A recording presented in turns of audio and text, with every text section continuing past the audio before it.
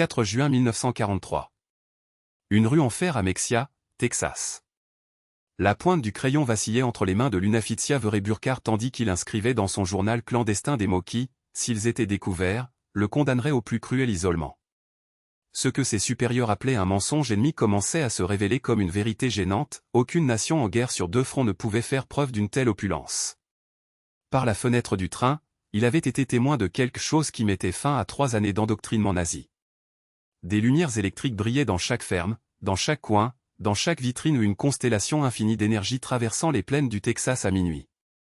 En Allemagne, depuis 1940, le blackout obligatoire avait plongé le pays dans le noir.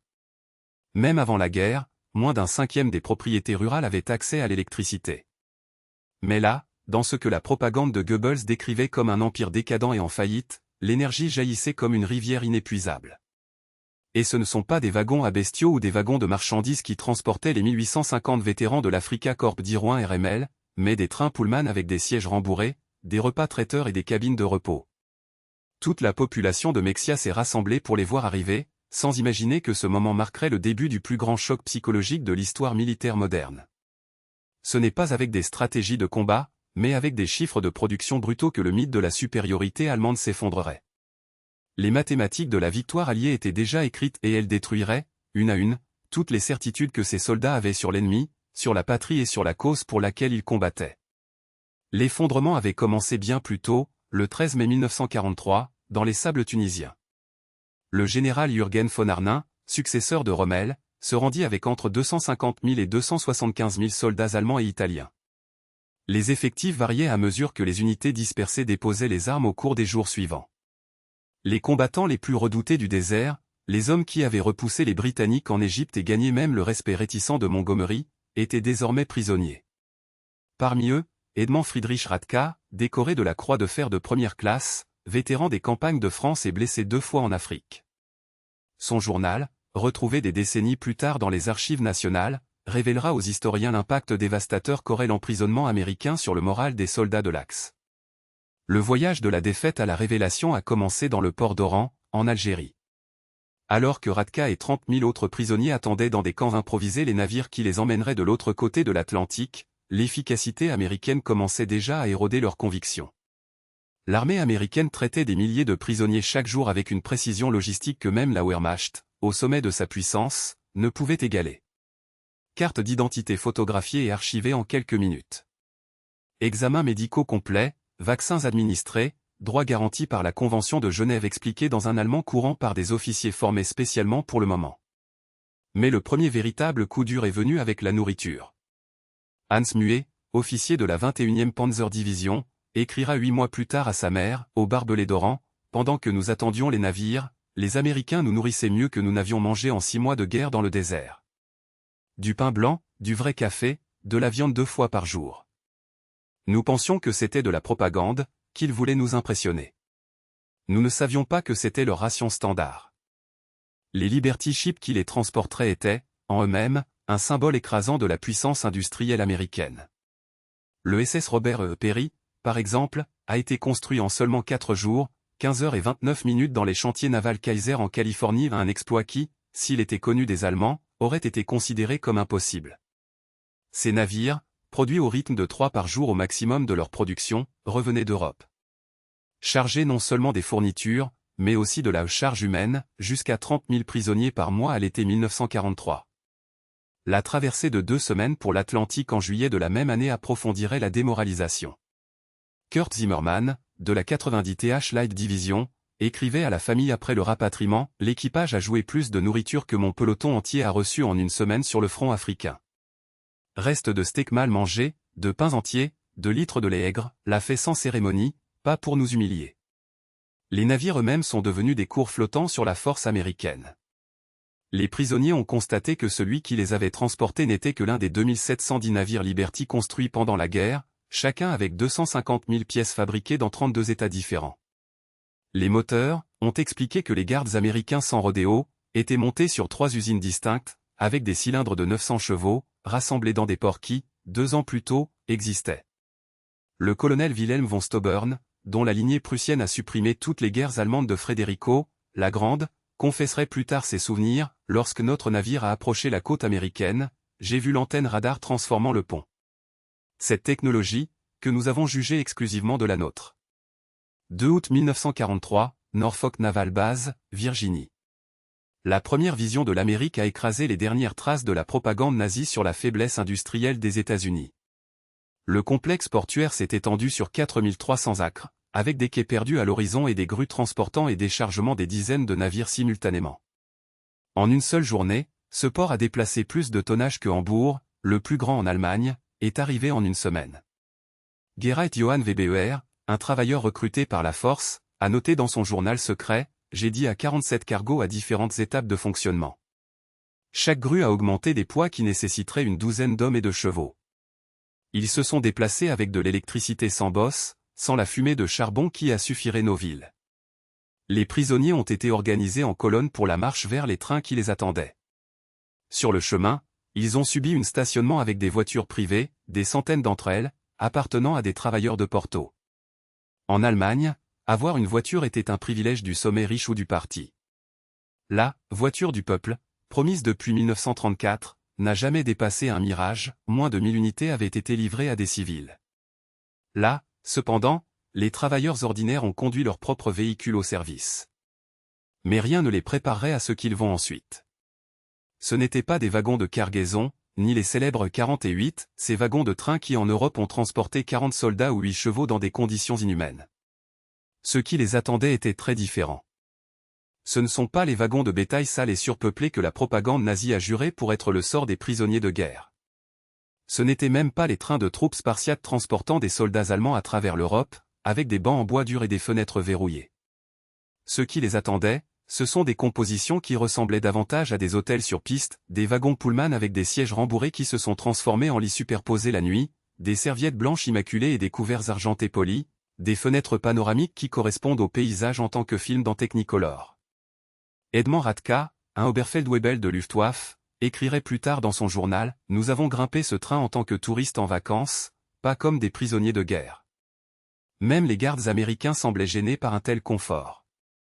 Un sergent s'est excusé, presque embarrassé, car le climatiseur n'est pas. Ava travaille directement dans notre wagon. Air conditionné. À la mi-août 1943, alors que la plupart de ces hommes croyaient qu'un tel luxe n'existait que dans le train personnel d'Hitler ou les rêves les plus corrompus de Gauleiter. Ces 3 jours de voyage de Norfolk aux champs du Texas et de l'Oklahoma feraient plus pour démanteler l'idéologie nazie que toute défaite militaire. Alors que les trains coulaient la Virginie, les prisonniers ont effondré les visages aux fenêtres, confrontés à une Amérique qui, selon tout ce qu'ils leur avaient enseigné, ne pouvait tout simplement pas exister. Chaque petite ville brillait comme une exposition universelle, Martinsville, Danville, Greensboro, des communautés qui, en Allemagne, auraient de la chance si elles avaient un seul lampadaire électrique affiché des averses de lumière, des enseignes au néon, des maisons avec des lumières allumées dans diverses pièces, comme si l'électricité était aussi abondante que l'air. Les compositions ont traversé les usines opérant sur le quart de nuit, les fenêtres à incandescence, garées même à minuit. Oberpostabsrichteimer, dont le père était un bloc-letté du parti nazi à Hambourg, a écrit dans une lettre découverte qu'en 1987, nous avons traversé des dizaines de villes la première nuit. Chacun avait plus d'électricité que Toda Hambourg. Quand un gardien lui a dit que c'était normal, que chaque ville américaine avait une électricité depuis les années 1920, Mer l'a appelé un menteur. Le soldat a juste haussé les épaules et a répondu, vous verrez. À Roanoke, en Virginie, le train s'est arrêté pour la réapprovisionnement. Les prisonniers ont assisté à l'éton, tandis que les travailleurs américains ont fait en 30 minutes ce qui prendrait 2 heures en Allemagne, les chargeurs de charbon automatiques, les pompes à eau électriques, les systèmes de lubrification mécanisés. Chaque détail de l'opération a crié la supériorité technologique. Mais ce qui les a vraiment secoués, c'est la richesse occasionnelle de ces travailleurs. Ils portaient des bottes en cuir qui coûteraient 2 mois de salaire à un travailleur allemand. Ils ont bu Coca-Cola dans des bouteilles en verre et ont jeté le vide à la poubelle sans cligner des yeux. Ils ont fumé des cigarettes sans s'arrêter, les écrasant en deux, comme si le tabac était infini.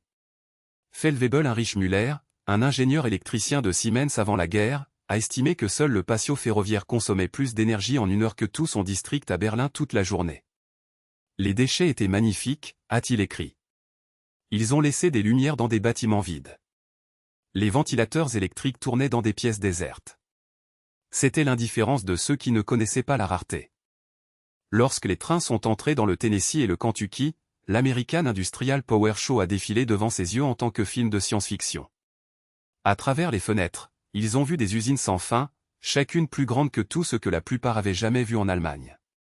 L'usine d'Alcoa au Tennessee s'est étendue sur 3 km le long de la rivière, ses fours électriques dévorant 175 000 kW d'énergie que toute la ville de Munich. Près de Louisville, les trains ont réduit la vitesse lors du passage du complexe Robertshausen, où 4 énormes usines de caoutchouc synthétique avaient déchiqueté avec des champs vides en seulement 18 mois. Chacun a employé des milliers de travailleurs et produit 800 000 tonnes par an de matériel, tandis que l'Allemagne, qui a inventé le processus, n'avait jamais dépassé 120 000 tonnes au cours de sa meilleure année. Oberleutnant Eric Hoffmann, chimiste d'IG Farben, a compris les implications à temps.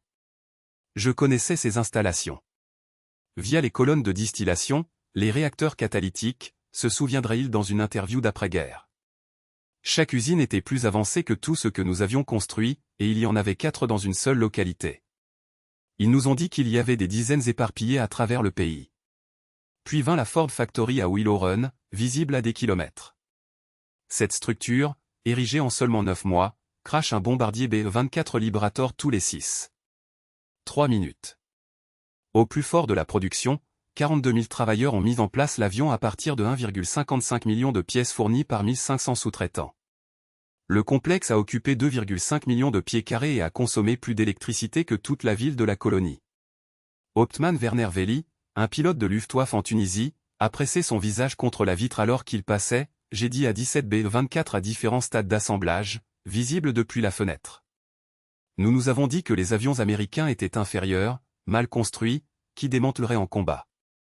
Mais je ne pouvais pas avoir vu la vitesse de l'assemblée, la qualité de la construction. Plus les trains ont progressé dans le cœur de l'Amérique, plus la démolition du mythe nazi est complète.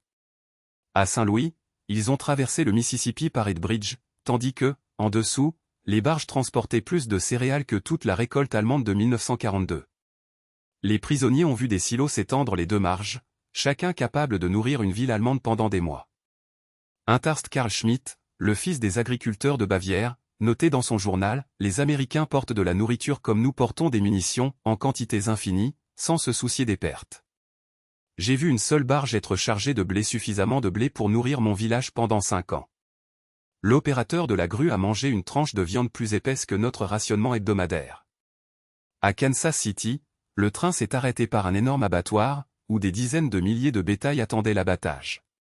L'odeur des plantes de transformation de la viande a imprégné l'air à des kilomètres. Des soldats allemands qui, en Afrique, ont survécu avec 200 grammes de viande par semaine, quand ils ont eu de la chance, ont regardé des travailleurs américains dévorant des sandwichs à la viande pendant la pause déjeuner. Ils ont mangé de la viande comme nous avons mangé du pain, a écrit le geoffrété Paul Fischer. Non, c'est faux. Ils ont mangé de la viande car nous rêvions de manger du pain. Un garde leur a acheté des hamburgers dans une tente près de la gare, pain blanc, viande, fromage, légumes, le tout pour 1500. Il a commandé 20 unités sans hésitation, payant avec un seul billet. Ce n'est rien de spécial, a-t-il déclaré. C'est juste leur nourriture normale. Mais le coup final arriverait au champ. Quand Hearne, au Texas, a construit en seulement 4 mois, hébergé entre 3000 et 4800 prisonniers dans des conditions qui dépassaient tout ce que la plupart avaient rencontré en tant que civils. Caserne en bois avec lumière électrique, toilettes à décharge, douche chaude et chauffage à la vapeur. Chaque construction a consommé plus de bois que les villages entiers en Allemagne. L'hôpital de campagne a laissé des prisonniers de médecins sous le choc. Oberstabsarzt Dr Friedrich Bové, chirurgien en chef de la 164e division lumineuse, trouvé dans une installation mieux équipée que la plupart des hôpitaux civils allemands, machine à rayons X, instrumental chirurgical de pointe, inventaire des médicaments qui n'ont pas vu en Allemagne depuis 1941. Ils avaient la pénicilline, témoignerait Bové plus tard. Ce médicament miraculeux dont nous n'avons entendu que des rumeurs. Et ils l'ont utilisé librement, même dans les prisonniers. Les familles américaines, dans un geste que les prisonniers allemands décriraient comme incompréhensible dans leur générosité, organisa une célébration qui a contesté tout ce que le régime nazi avait en eux sur la décomposition morale des États-Unis. Dans le Michigan Campos Mississippi, des arbres de Noël ont été érigés, ornés de lumières électriques, un luxe que même des officiers de Wehrmacht n'avaient vu depuis avant la guerre. des forfaits sont arrivés quotidiennement, les chocolats, les oranges, fruits que la plupart des Allemands n'ont pas prouvés depuis des années, des cigares, des chaussettes en laine, même des jouets pour les quelques enfants de prisonniers qui étaient dans les champs. À Fort Custey, une chorale de prisonniers allemands, mue. Parmi eux, l'ancien membre de la jeunesse Hitler, il a été invité à chanter Stille Nacht aux côtés des soldats américains. Il connaissait les paroles en allemand, Cap Heinrich Bauer plus tard, et chantait avec nous, sans digne, sans haine. C'est alors que j'ai compris, nous ne sommes pas des ennemis pour eux. Nous ne sommes que des hommes. Les rapports de la division des projets spéciaux ont enregistré une augmentation exponentielle des détenus demandant des cours d'anglais après Noël. Ils veulent comprendre, a noté le capitaine Richard Whittaker, pas seulement la langue, mais le système. Ils posent des questions sur les salaires, les taxes, le fonctionnement des élections.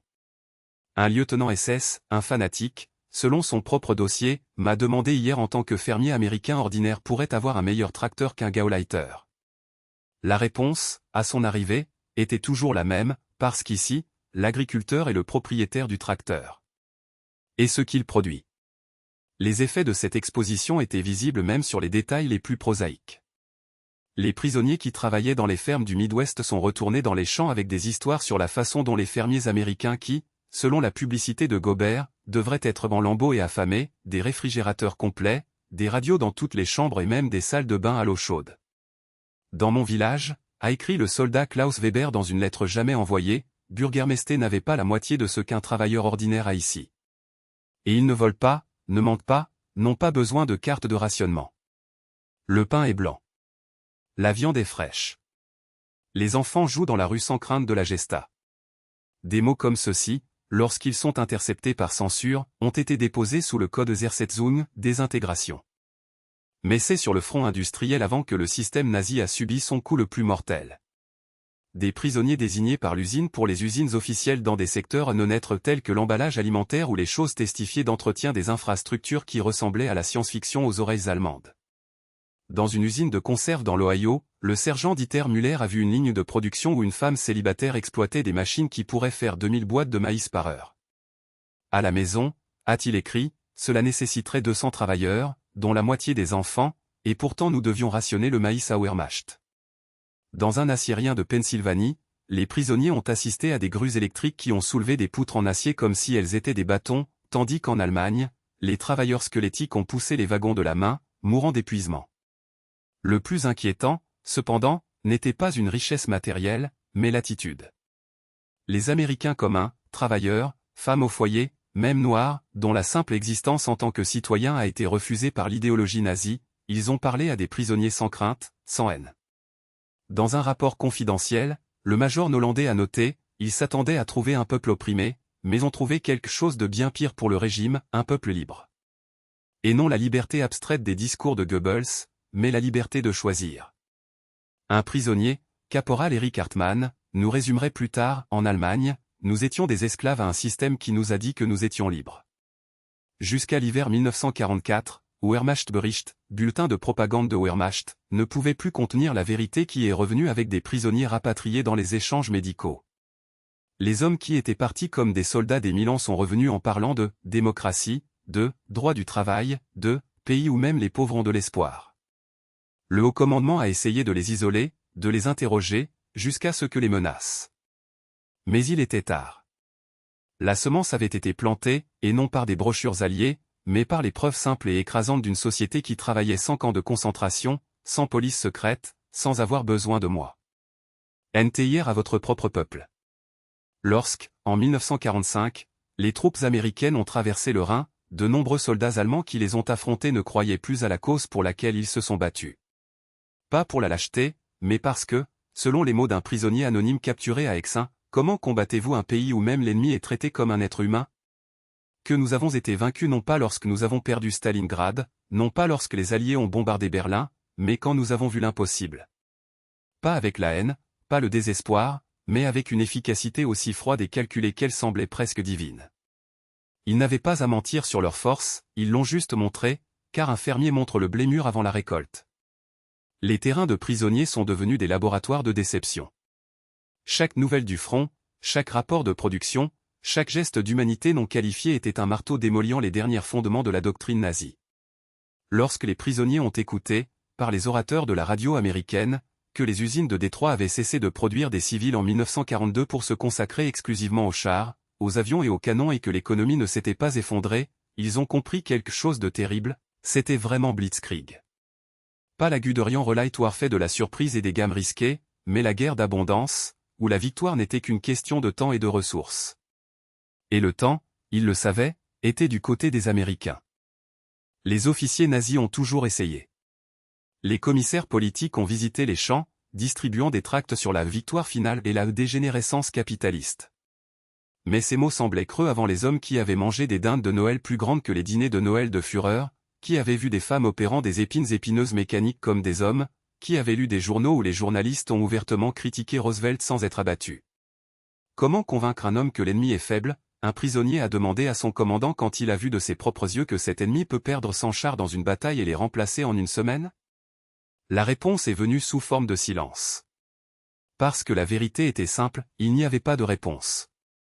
Il n'y avait aucune propagande qui pouvait rivaliser avec les preuves. Il n'y avait aucune idéologie qui résistait aux mathématiques brutales de 16 millions d'Américains en uniforme, une économie qui a produit un navire Liberty tous les 4 jours, d'une société où même l'ennemi a été traité avec une dignité que le soldat allemand lui-même n'avait jamais connue dans son propre pays. Lorsque les premiers prisonniers ont commencé à être rapatriés en 1946, beaucoup d'entre eux sont revenus non pas comme vaincus, mais comme des convertis. Pas à la démocratie pour l'idéalisme, bien que certains l'ont fait, mais pour une raison beaucoup plus pragmatique, ils avaient vu l'avenir, et l'avenir n'appartenait pas à ceux qui ont brûlé des livres, mais à ceux qui les ont écrits, non pas à ceux qui ont asservi, mais à ceux qui ont innové, pas à ceux qui ont gouverné la terreur, mais à ceux qui ont gouverné l'abondance. Et le plus terrifiant de tout? Ils savaient que les Américains le savaient.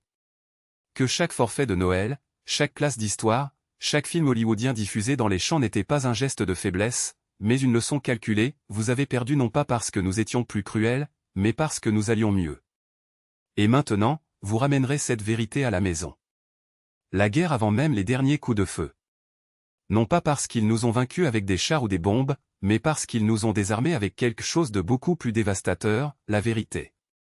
Ils n'ont pas eu à nous montrer la supériorité de leurs armes, nous le savions déjà. Ils n'avaient pas à prouver que leur industrie était invincible, les généraux sages qu'ils connaissaient déjà. Ils nous ont invités à en faire partie. Imaginez le choc d'un soldat de Wehrmacht, créé pour croire que la force brute était la seule loi au monde, traité par des médecins américains qui ont sauvé des vies avec des techniques que même les hôpitaux de Berlin n'ont pas dominées. Imaginez l'humiliation silencieuse d'un officier SS, habitué à écraser la faiblesse, recevant une thérapie pour un traumatisme de guerre au lieu d'un volet de tir. Ce n'étaient pas des actes de pitié, ce sont des manifestations de pouvoir. Un tel pouvoir absolu qu'il pourrait permettre la compassion. Ils ne nous ont pas rééduqués avec des sermons. Rééduqués avec des faits. Lorsque Jerry Hans Miller a reçu les condoléances d'un commandant américain pour la mort de son fils à Hambourg, il n'a pas entendu de mots vides, il a ordonné à un homme qui, même en guerre, ait séparé l'ennemi de la criminalité. Lorsque Paul Fischer a appris que les églises américaines ont envoyé de la nourriture à leurs familles affamées en Allemagne, il ne voyait pas de bienfaisance, il a commandé un système qui pouvait nourrir les enfants de leurs enfants. A réalisé que les Américains ont bombardé les usines, pas les villes, n'ont pas vu l'hypocrisie, ils ont vu la précision. Il y avait du génie, ils nous ont donné la preuve que nous pouvions leur faire confiance juste au moment où nous n'avions personne d'autre à faire confiance. Jusqu'en mars 1945, le programme de rééducation avait déjà transformé les fanatiques en convertis. Pas par lavage de cerveau, mais pour une révélation simple, cela a fonctionné. La démocratie n'était pas une faiblesse, c'est le moteur qui a déplacé une nation où même le dernier prisonnier mangeait du pain blanc. Le marché libre n'était pas le chaos, c'était le système qui a placé les réfrigérateurs dans les maisons des travailleurs. Les droits civils n'étaient pas une utopie, il était pourquoi le noir et blanc, les riches et les pauvres travaillaient côte à côte dans les mêmes usines qui nous ont écrasés pendant la guerre. Et puis est venu avril. Les images des champs. Au début, nous niaisons. Propagande. Cria les plus têtus. Jusqu'à ce que les cartes de la maison commencent à arriver, confirmant ce que les yeux ne pouvaient plus ignorer. Nous n'étions pas des soldats d'une noble cause. Nous étions complices d'un cauchemar. Nous n'étions pas les héritiers de Goethe et Beethoven, nous étions les exécuteurs testamentaires d'un régime qui a transformé les humains en cendres. Walter Schmitt a résumé ce que nous avons tous ressenti, mais peu ont osé dire, nous pensions que nous étions des guerriers. Nous avons découvert que nous exécutions. Nous pensions que nous avions pris la civilisation. Nous avons constaté que nous étions de la barbarie. Et le plus cruel? Ils nous ont laissé voir cela sans haine. Ils ne nous ont pas écrasés avec vengeance. Nous a préparés à reconstruire. À la fin de la guerre, nous sommes retournés dans une Allemagne en ruine, mais nous ne revenons pas vides. Nous avons pris la carte d'un monde possible avec nous. Un monde où les usines ne faisaient pas de canons, mais des réfrigérateurs. Où les fermes ne nourrissaient pas des armées, mais des familles. Où les gouvernements ne gouvernaient pas par crainte, mais pour la prospérité. Ils nous ont donné des outils, non pas comme l'aumône, mais comme un investissement. Hans Kroll a appris la logistique à Camp Shelby, puis a négocié les accords qui ont élevé l'économie allemande. Walter Hallstein a étudié le droit captif, puis a conçu les lois qui ont rejoint l'Europe. Rudiger von Weschmar a vu la diplomatie américaine en action et a emmené ce modèle aux Nations Unies. Le miracle économique allemand n'était pas une chance. C'était le résultat de 371 683 hommes qui, entre 1945 et 1946, sont rentrés chez eux en sachant une chose, la liberté produit plus que l'esclavage. Ils ne nous ont pas convertis en discours. Nous a convertis avec des résultats. Lorsqu'Hans Kroll a écrit, des années plus tard, que la prospérité vient de la liberté, pas de la conquête, il ne citait pas de manuel. Il décrivait ce qu'il avait vu de ses propres yeux, une nation qui avait gagné non pas parce qu'il détestait plus, mais parce qu'il crée plus. Non pas parce qu'il a mieux détruit, mais parce qu'il a mieux construit. L'Amérique n'a pas remporté la guerre en 1945. Il a gagné quand il nous a donné envie de leur ressembler. Ce n'était pas avec des messages ingénieux que l'Amérique a gagné ce GU. Faux. C'était avec la force écrasante de la réalité. Chaque repas copieux était un sermon contre le rationnement nazi. Chaque lampe allumée, une réfutation des ténèbres du Troisième Reich. Chaque toilette qui fonctionne, preuve silencieuse qu'il existait un monde où tout fonctionnait, pas de propagande, pas d'hystérie, pas besoin de blâmer des ennemis imaginaires. Les prisonniers n'étaient pas convertis par des brochures. Ils furent convertis par la prospérité. Les chiffres ne mentent pas. Sur les 371 683 Allemands détenus aux États-Unis, moins de 1% ont tenté de s'échapper, soit seulement 2222 tentatives enregistrées au cours des années de captivité. Les enquêtes d'après-guerre ont révélé que 95% des personnes interrogées jugeaient leur traitement bon ou excellent. Mais le plus révélateur n'est pas les données froides, mais les destins qui s'entremêlent. Des milliers de personnes ont correspondu avec des familles américaines pendant des décennies après la guerre.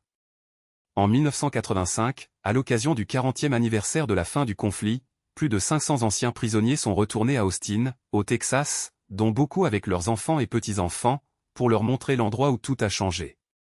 Hans Vea, un ancien aubérité en poste à Fort Robinson, dans le Nebraska, puis devenu médecin à Georgetown, dans le Maine, est monté sur le podium lors de la réunion de 1985 avec une vérité simple, pour beaucoup d'entre nous qui avons grandi dans des appartements non chauffés en Allemagne, les champs américains ont été la première fois que nous avons vu l'eau courante, le chauffage central et une nourriture abondante. Mais ce qui nous a vraiment changé, ce n'était pas le confort, c'était la dignité. Kurt Meyer, un ancien Stapsfeld-Weibel qui travaillait dans les fermes de l'Iowa, a ajouté, les agriculteurs nous traitaient non pas comme des ennemis, mais comme des jeunes loin de chez eux. Ils partageaient leurs repas, leurs connaissances, parfois même leur maison. Cette humanité venant de gens dont les fils mouraient en combattant contre nous. Elle nous a brisés. Et elle nous a reconstruits. C'est Hermann Guth, alors âgé de 78 ans, qui a tout résumé dans son discours de clôture, nous sommes arrivés en Asie, en croyant aux mensonges. Nous sommes partis en amis, en démocrates, en hommes qui avaient vu la vérité. L'Amérique nous a montré que la force ne vient pas de la conquête, mais de la production, les outils de la victoire, des citoyens qui traitaient leurs ennemis avec décence. Nous avons appris que l'arme la plus puissante de l'Amérique n'était pas ses bombes, mais plutôt sa capacité inépuisable de création. Nous sommes rentrés en Allemagne avec une mission, construire une société qui sache prospérer grâce à la paix et non à la guerre. La salle a éclaté sous une standing ovation. Américains et Allemands, anciens ennemis, se sont unis pour reconnaître une transformation qui semblait impossible lorsque les premiers trains sont arrivés au Texas en juin 1943. Les chiffres racontent la suite de l'histoire, et ils sont aussi impressionnants que la transformation elle-même. 500 champs dans 45 États, seul le Nevada, le Dakota du Nord et le Vermont ont été laissés de côté. 175 camps principaux et 325 camps annexes, certains abritant jusqu'à 12 000 prisonniers. Construits en 90 jours en moyenne, alors que l'Allemagne a mis des années à construire des camps de concentration. 371 683 Allemands parmi 425 871 prisonniers de l'Axe. Pic de 60 000 nouveaux prisonniers par mois au cours des derniers mois de la guerre. 14 millions de jours de travail agricole, 100 millions de pieds cubes de bois transformés, 230 millions de dollars en valeur du travail, l'équivalent de milliards aujourd'hui. Seulement 2222 tentatives d'évasion, soit 0,6% du total. Aucune évasion permanente réussie. La plupart ont été repris dans les 24 heures. Aucun civil américain n'a été blessé par un prisonnier évadé. Mais le plus extraordinaire n'était pas le travail, mais l'éducation. 40 000 inscrits dans des cours, de l'anglais à la formation professionnelle. 135 journaux de terrain édités par les détenus eux-mêmes. 8 000 en cours universitaires par correspondance. 5 000 personnes ont immigré aux USA après la guerre. 12 000 autres sont restés en contact avec des familles américaines pendant 31 ans en moyenne. Et les statistiques finales sont dévastatrices pour le mythe nazi. 95% ont évalué le traitement comme positif. 74% ont déclaré que l'expérience avait changé leur vision du monde. 61% ont développé un intérêt pour la démocratie. Moins de 10% croyaient encore au nazisme en 1945. Ces hommes ont non seulement été témoins de l'histoire, ils ont été refaits par elle. Sa défaite est devenue l'éclairage. Votre captivité, votre libération. Ils sont arrivés en tant que soldats du Reich et sont partis en tant qu'architectes de l'Allemagne démocratique. Parce que la plus grande victoire en Amérique n'était pas militaire. C'était idéologique. Et n'a pas été conquis avec des balles, mais avec du pain sur la table, pas avec des menaces, mais avec des opportunités, pas avec humiliation, mais avec un exemple aussi écrasant que même le plus de fanatiques ne pouvait ignorer. Ils sont rentrés chez eux non pas aussi en retard, mais comme des convertis. Et dans ces bagages, ils portaient quelque chose de plus puissant que n'importe quel plan de guerre, la certitude que la liberté crée, tandis que la tyrannie ne consomme. L'Allemagne qui a refait surface des cendres a été construite avec des leçons apprises dans les champs américains, où les ennemis ont constaté que la vraie force n'est pas en maîtrise, mais en faisant fonctionner le monde. Ils sont arrivés en tant que conquérants. Partis en tant qu'étudiants. Et l'Europe n'est plus tard a été leur travail. Au cœur du Texas, ils sont tombés sur une vérité qui a effondré tous les dogmes qu'ils ont apportés avec eux. L'histoire de ces prisonniers allemands en Amérique n'est pas seulement un conte de guerre, c'est une épopée de rachat forgée par la révélation. Preuve que les plus grandes victoires ne sont pas conquises avec des bombes, mais avec des exemples, ils ne s'imposent pas par la force, mais ils sont conquis par la prospérité, ils ne se nourrissent pas de la haine, mais sont construits avec l'humanité. Les soldats qui sont arrivés comme des serviteurs d'un régime terroriste sont partis en tant que messagers involontaires d'une nouvelle ère. Dans les usines américaines, entre le bruit des machines et le rythme inlassable du progrès, ils ont non seulement des grains ou de l'acier, mais la graine d'une transformation qui prospérerait dans l'Europe d'après-guerre. Son parcours, dans les guerriers fanatisés aux citoyens d'une démocratie renaissante, l'un des chapitres les plus extraordinaires de l'histoire moderne. Et le plus surprenant ? Il n'a pas été imposé par l'épée, mais par des preuves écrasantes de ce que les hommes libres peuvent accomplir lorsqu'ils unissent les forces. En fin de compte, c'était l'arme secrète de l'Amérique, pas seulement la capacité de forger plus de chars et d'avions que n'importe quelle nation, mais le pouvoir de dissoudre les inimitiés avec l'exemple simple et irrésistible. Les prisonniers ont été étonnés de la puissance industrielle américaine, mais ce qui les a vraiment retournés était plus profond, la découverte que la liberté n'est pas un privilège, c'est un moteur. Et c'est dans ce moteur que le nouveau monde a trouvé son carburant.